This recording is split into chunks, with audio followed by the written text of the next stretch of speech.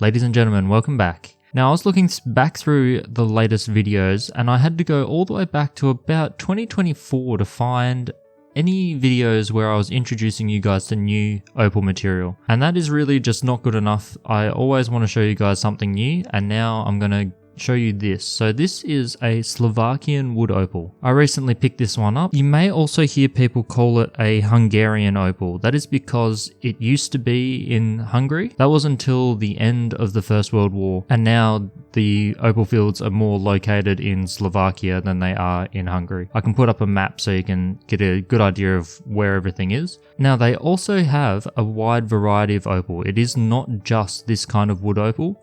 They've got precious opals, a lot of white and crystal. They've also got some strange looking painted lady-like material, but on a bit more of a strange matrix. Super cool stuff, but unfortunately I only have this piece of wood opal. It's not overly easy to get. I managed to get this one from Opal Auctions, and as you can see it takes quite a good polish. If I just get a few extra fingerprints off it, it has some beautiful features. Those stripes with all of that wood grain in it. Of course, with pretty much all wood opal, I never see it very clean, so there's always a few inclusions here and there. I mean, it is essentially forming from the decomposition of one thing being replaced slowly by opal, so you can't expect it to be absolutely perfect. This piece in particular, I am going to work on again because I see a few little spots in the face where I reckon I can get rid of those. If I flip it over to the back, you'll see the back, there was a little bit less care taken in the polishing of that. Give it a quick wipe and use the light to go across. Those little pits are typically what I see if a stage somewhere around the 600 mark is rushed a bit. So I can go back and hit that and it's all good. There's a little bit of a sandy spot here. This is about 3 carats. Cool little stone, and you'll see it a lot. It's got this little dark brown streakiness, this wider streakiness, a few little crystal clear patches, and then some of this sandy coloured. I picked this one up because it had all of those characteristic looks to it in the one stone. So yeah, super cool material, and I'll show you guys a bunch of other materials that I've been picking up lately. For some reason I just forgot to be revealing a new opal every now and then.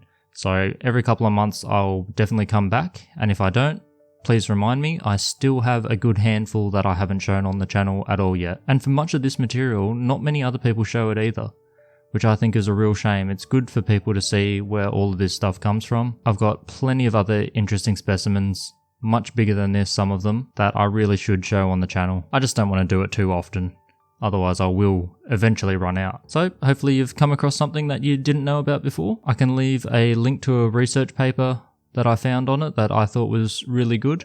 I don't know if it's free access or not, but I'll put it in there anyway. Otherwise you're just going to have to search around and find your own little bits of information and a couple sellers.